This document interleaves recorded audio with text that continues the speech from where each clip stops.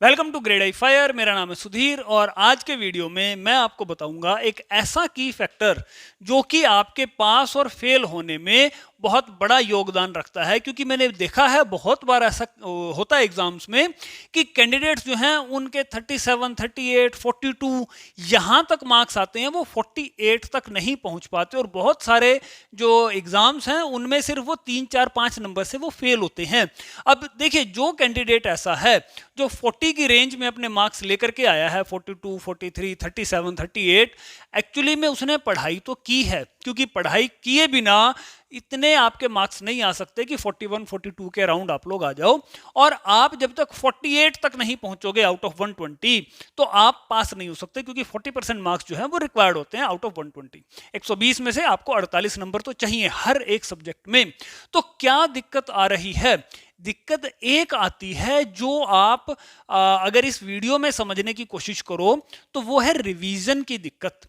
आप में से बहुत से कैंडिडेट, क्योंकि मैं तो 100 से भी ज्यादा कैंडिडेट्स को पढ़ा रहा हूं आज की डेट में, हिंदुस्तान में और हिंदुस्तान के बाहर, और वहां पे एक कॉमन फैक्टर जो मुझे देखने को मिलता है वो ये है कि सभी लोग जो हैं वो जब पढ़ना शुरू करते हैं तो वो सिर्फ और सिर्फ क्या करते हैं कि जो जो कॉन्सेप्ट उन्होंने अब तक नहीं पढ़े, जो जो सब्जेक्ट का जो पार्ट जो है वो अब तक नहीं पढ़ा, वो नई नई चीजों को डेली पढ़ते रहते हैं। अब देखिए, एग्जाम में आपके लगभग 20 दिन के आसपास का समय बचा हुआ है और 20 दिन में भी अगर आप कुछ नया आज पढ़ोगे तो मेरी जो कैलकुलेशन है उसके हिसाब से ये चीज जो है, ये अप्रोच जो है वो ठीक नहीं है।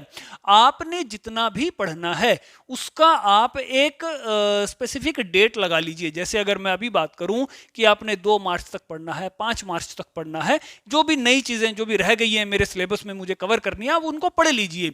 लेकिन 5 मार्च या 8 मार्च या 10 मार्च जो भी आप एक डेट फिक्स करोगे, उस डेट के बाद आप कोई भी नया टॉपिक नहीं पढ़ोगे, ये आपको सोचना होगा।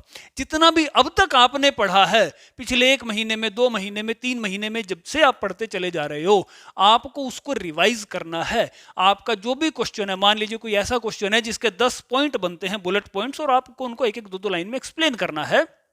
आप क्या कीजिए, रिवीजन पार्ट में क्वेश्चन पढ़िए और आंसर पे आप हाथ रखिए और खुद से उन 10 पॉइंट्स को रिकॉग्नाइज कीजिए कि कौन से वो 10 पॉइंट हैं।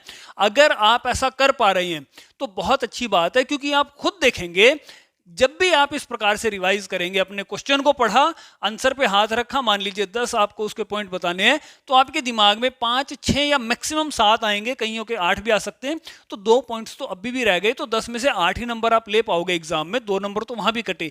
ऐसे करते करते 2-2, 3-3 नंबर आपके कटते हैं और लास्ट में जब आप 48 तक पहुंचने की जो दौड़ आप लगाते हो, उसमें आप 3, 4, 5, 10 नंबर से जो है वो रह जाते हो। तो पढ़ाई भी आपने की है, लेकिन उसके बाद भी आप एग्जाम पास नहीं कर पा रहे। रीजन यही है कि आपने जितना पढ़ा है वो दिमाग में स्टोर नहीं कर पाए और एग्जामिनेशन के टाइम पे आप अपनी आंसर शीट पे वो नहीं लिख पाए।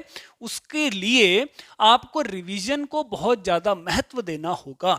आपने जितना भी पढ़ा है, आप उसको, यहां तक जितना भी आपने पढ़ा है उसको अब आप रिवाइज करना शुरू कीजिए। देखिए, 2 कैंडिडेट मेरी इस वीडियो को देख रहे होंगे, 2 टाइप के। एक तो ऐसे कैंडिडेट हैं जो आप लगा लीजिए कि सितंबर अक्टूबर से ही पढ़ते आ रहे हैं, नवंबर दिसंबर से पढ़ते चले जा रहे हैं, 4-5 महीने हो गए उनको पढ़ते हुए, 3-4 महीने से पढ़ रहे हैं बढ़िया तरीके से। उनको तो ये बात समझ में अच्छे से आ जाएगी कि रिवीजन अब हमको शुरू कर देनी चाहिए, क्योंकि 3-4 महीने से पढ़ते चले जा रहे हैं। तो उन्होंने अपना जो कंप्लीट सिलेबस है उसको कवर कर लिया होगा पढ़ पढ़कर। लेकिन कुछ ऐसे भी मेरे कैंडिडेट हैं, चाहे आप पेड मेंबर हो या अनपेड मेंबर हो, जिन्होंने जस्ट अभी फरवरी में ही पढ़ना शुरू किया है कि अभी एग्जाम को 40-45 दिन रह गए हैं, अब हम लोग पढ़ाई करना शुरू करते हैं। अगर आप उन कैंडिडेट्स में से हो जिन्होंने जनवरी के बाद पढ़ना शुरू किया है, फरवरी में स्टार्ट किया है, तो आप लोगों को तो अभी आपका सिलेबस ही कवर नहीं हुआ, आप रिवाइज क्या करोगे? तो मेरा वीडियो आपके काम का तो है नहीं, क्योंकि आपने पढ़ाई शुरू करने में ही इतना समय लगा दिया, इतनी लेट आपने शुरू किया है कि आप रिवाइज करोगे तो क्या करोगे? रिवाइज तो वही चीजें की जाती है जो आपने ऑलरेडी पढ़ रखी हैं। तो जितने भी कैंडिडेट ऐसे हैं जिन्होंने ऑलमोस्ट अपना सिलेबस कवर कर लिया है, आप कुछ भी नया पढ़ने की कोशिश मत करो, आप सिर्फ रिवीजन पे फोकस करो और जैसा मैं बता रहा हूं कि आपने क्वेश्चन पढ़ा, मान लीजिए 10 उसके पॉइंट हैं, तो जब तक आप 9-10 पॉइंट्स दोबारा से रिकॉल नहीं कर पाते, तब तक इन सारी चीज़ों की रिवीजन करते चले जाओ। और रिवीजन करने के लिए आपके पास आपके हैंड रिटन नोट्स होने चाहिए, जो भी आपने अभी तक पढ़ाई की है आपके पास फिजिकली वो प्रेजेंट होने चाहिए, तभी आप उनको बार बार रिवाइज कर सकते हो। अगर आप मेरे पेड स्टूडेंट भी हो, तो अब वक्त नहीं है मेरे वीडियोज़ को देखने का, क्योंकि वीडियोज़ देखना, उनको समझना, अब वो समय जा चुका है। ये बातचीत होती है जब आप नवंबर दिसंबर से पढ़ रहे हो, सितंबर अक्टूबर से पढ़ रहे हो, आपको 4-5 महीने हो गए कॉन्सेप्ट को समझना आपको, तब मेरे वीडियोस जो हैं वो आपको काम आएंगे। लेकिन अभी वक्त है रिवीजन का। आप रिवीजन करेंगे तो ही आपका जो है एग्जाम में जो 41, 42, 43 के अराउंड आप लोग रुक जाते हो, अब जाके आप 51, 52, 55 या इससे ऊपर के मार्क्स आप ले पाओगे। तो जितने भी ये दिन बचे हुए हैं, आपको ये सोचना है कि किस तारीख तक मैं नया कंटेंट पढ़ता रहूंगा और उसके बाद मैं अपनी रिवीजन शुरू करूंगा। अगर आप 2 या 3 दिन ही रिवीजन करोगे, लास्ट में 20 तारीख के आसपास से रिवीजन शुरू करोगे, तो उसको कोई बेनिफिट नहीं होगा। आपको कम से कम 15-20 दिन की रिवीजन करनी चाहिए। एक क्वेश्चन को अगर आपने आज रिवाइज किया है, उसके 10 के 10 पॉइंट आप रिकॉल कर पा रहे हो, तो 3 दिन बाद फिर से आप अपने उस क्वेश्चन को दोबारा से उसके 10 के 10 पॉइंट रिकॉल करके देखिए।